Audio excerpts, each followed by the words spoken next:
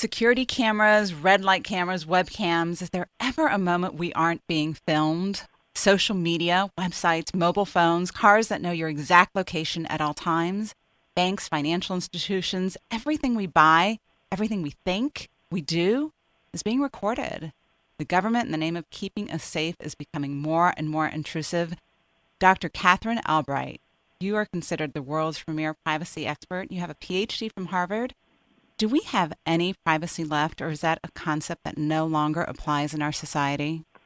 I think there's a temptation to get discouraged or pessimistic about it, but I've been doing this privacy advocacy work since 1999, and I think that I'm actually optimistic because I think for the first time, large swaths of people are actually beginning to wake up and realize that their privacy has been threatened by all of these technologies and by developments by marketers, by government, by hackers, by thieves, by stalkers. I think the average person is aware of privacy issues to a greater extent than at any time in my work. Well, there are those who think, I've got nothing to hide. Who cares if they've got all this information? It's boring stuff anyways, right? What do you say to that? Yeah, I think there's a couple ways you can look at it. First of all, if you say I have nothing to hide, eventually the people who are looking to get your information are going to push into one of your boundary areas, and then you'll have no protection. A great example is Kim Kardashian. People may have seen Kim Kardashian revealing the most outrageous of personal information on her TV show. She even had film cameras come in as her doctor was examining eczema on her leg. I mean, talk about something that most of us would probably want to have private, but there she was with millions of people tuned in to watch. Right. And so you would think Kim Kardashian would be a perfect example of someone who would say, well, I don't care about privacy, I have nothing to hide.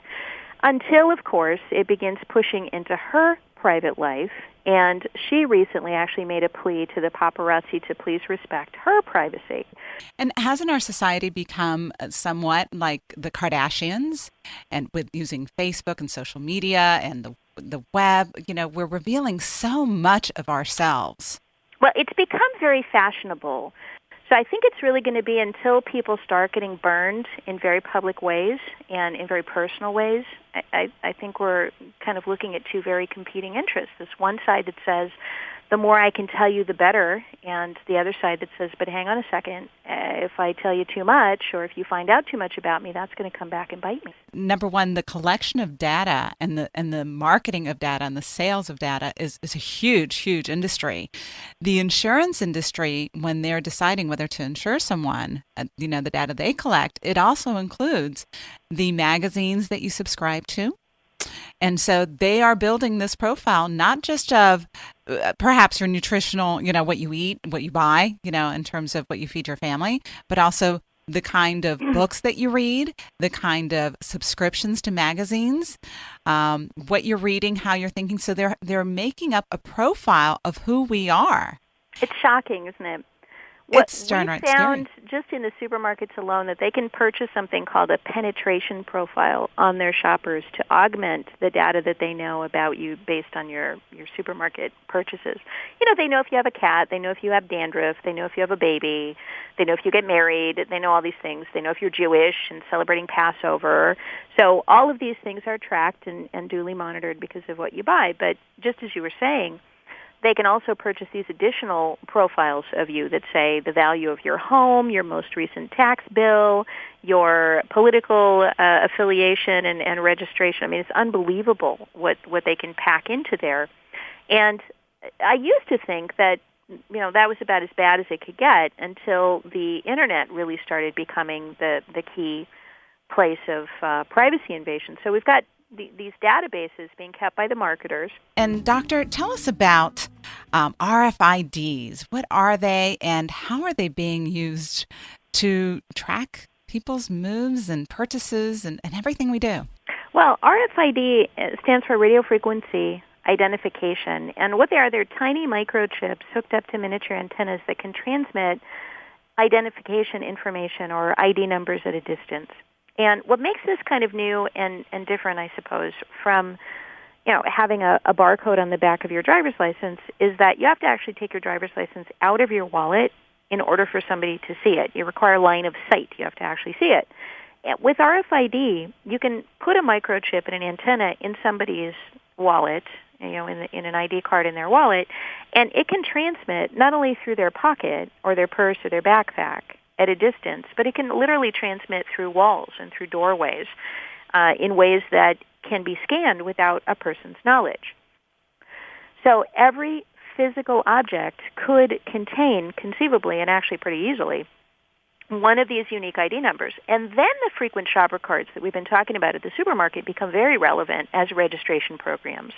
Because now when you buy the six-pack of Coke, each of those individual serial numbers and each of those cans is registered to you specifically as an individual.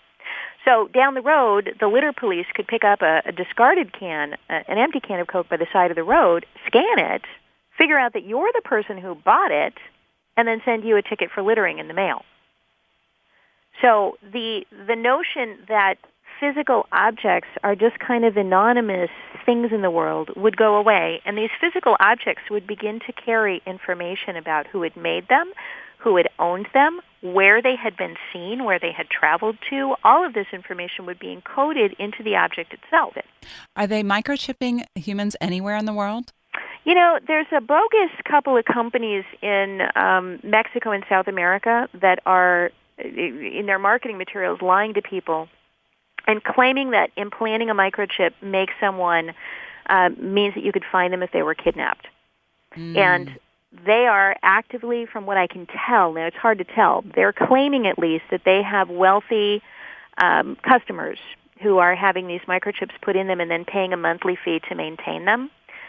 That is the biggest scam I think I've ever heard of, because the way the microchip implant works, we don't have implantable GPS right now on the market. Nobody does. What we have is essentially a passive RFID tag with about a 6-inch read range maximum. Okay.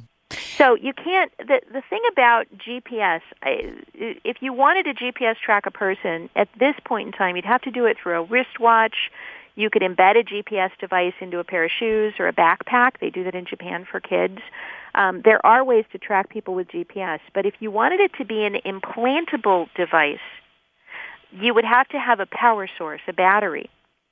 And you can't, it's too big to implant into the human body. You couldn't just inject it easily. It would be a big device the size of, a wristwatch. And even then, its battery pack would run out of juice after 6 months or so and would have to be replaced. So probably the closest thing you could get to that would be like a pacemaker, where people literally have a plug hanging out of their chest that they plug in at night and keep the juice flowing. That's what you would have to do to have an implantable GPS device, and I'm not aware of such things being on the market at this time. So do you think that's coming? Do you think they're working on that? I think that what is probably going to happen is even creepier. I think what's probably going to happen is that we will find a way to use the glucose cycle in the human body that powers us to power electronics. And when that happens, look out, because we already know that Google, and I want to get back to them, Google, the founders of Google, when asked what they want to become, they said like the mind of God. And this company is absolutely mind-blowingly scary. One of the things that they'd like to do is have, literally, they've said this, brain implants in us that would be able to answer our questions before we ask them. You know, Katherine, it's pretty overwhelming, the amount of information that's out there and how we're being attacked in so many different ways. And you have been such a leader in getting this kind of information out there in so many ways. Let's talk quickly. We've got one more thing that I want to bring up. The RFID with schools in the San Antonio case that you've been really involved with. Yeah, so this summer, the one of the poorest school districts in the state of Texas, which is the Northside Independent School District in San Antonio, where it's primarily single parents. There's a lot of parents serving overseas, with one parent gone. There's a lot of students on food stamps. It's truly a very depressed part of Texas there in that area of San Antonio. And they chose that district to trial a technology that I think is truly horrifying. It's probably the worst application I've ever seen of RFID other than implants in Alzheimer's patients. What they've done is they've required 4,200 kids in that district to wear tracking beacons based on RFID around their necks from the time they leave home, get on the bus, get to school, they are emitting a 140-foot swath of a unique ID number that's emanating from a tag around their necks. So they have their lanyards, the thing you put around your neck and hang your ID from. The IDs have 2 button batteries in them, and they don't have an off switch. There's no way to ever turn them off. So whether these kids are at school or at home, they're beaming out 140 feet of their personal unique ID number. The school has placed reader devices every 100 feet in the ceiling so they can pinpoint the precise location of every kid once a minute all day long throughout the entire school day. And so they pinpoint whether you're in the bathroom, whether you're in the nurse's station, whether you got up to get a drink of water, whether you're in math class, whether you sat next to Sally or, Kendra at the lunch table today. All of that being recorded into their database. So we got together before school started with our colleagues in the privacy community, so the ACLU and EPIC and EFF and all the big privacy groups around the world. And we issued a position statement in opposition to this. We also flew out and supported Andrea Hernandez, who is the 10th grade honor student who is opposing this. On the first day of school, we helped her to put together a protest outside of the school, and we held picket signs and spoke to the media and opposed this. Helped her line up media interviews all over the world, really, to talk about this. And right now, the school, she has refused to wear it for religious reasons. She believes it is conditioning people to accept the mark of the beast. And to be honest, I agree with her.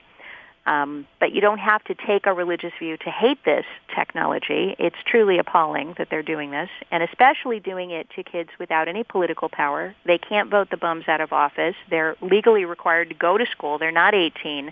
They don't have any political power, and their parents, in many cases, are people who are not in a position to speak up because they don't have enough education themselves. Some of them are not even legally in the country. I mean, it's truly a captive population.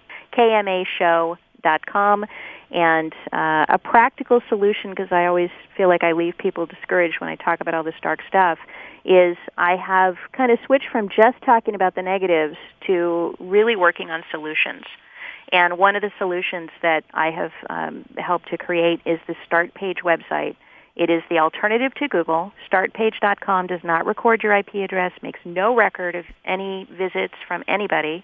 We have no idea who uses us. If we got subpoenaed or hacked, God forbid, there would be nothing to get because we keep no records. And what we do is we submit your request to Google, get real-time Google results for you, clean them of all tracking cookies and nastiness, and then serve them back to you with 100% privacy at StartPage.com. And it's fast. It is. It's fast, and it's free, and it is third-party certified. You can add it to your browser, make it your homepage, and I'm encouraging people to take the Google needle out of their arm. And then the final thing I will say, we're coming out, as I said at the beginning of the hour, with private email, which will start mail. And if people would like to beta test our new email when it comes out this spring, they can send an email to beta, B-E-T-A as in alpha beta, at startpage.com, beta at startpage.com, and just let us know that you heard it on this radio program. Perfect. On Living Wealthy Radio. There you go. Living Wealthy Radio. Well, we want to say, Katherine, that you are certainly someone to follow if you're interested in preserving our civil liberties, our privacy. The information that you present on your show is fantastic, and just so glad that we had a chance to get together today. Well, thank you. Yeah, I'm 2 hours live every Monday through Friday, 4 to 6 Eastern or 3 to 5 Central, and you can find it at kmashow.com. I also do a show on Saturdays through the lunch hour, and would love to encourage new listeners to tune in and check it out. Fantastic. Living Wealthy Radio. Visit Teresa's team online at livingwealthyradio.com, 1-800-382-0830 now. Call 1-800-382-0830.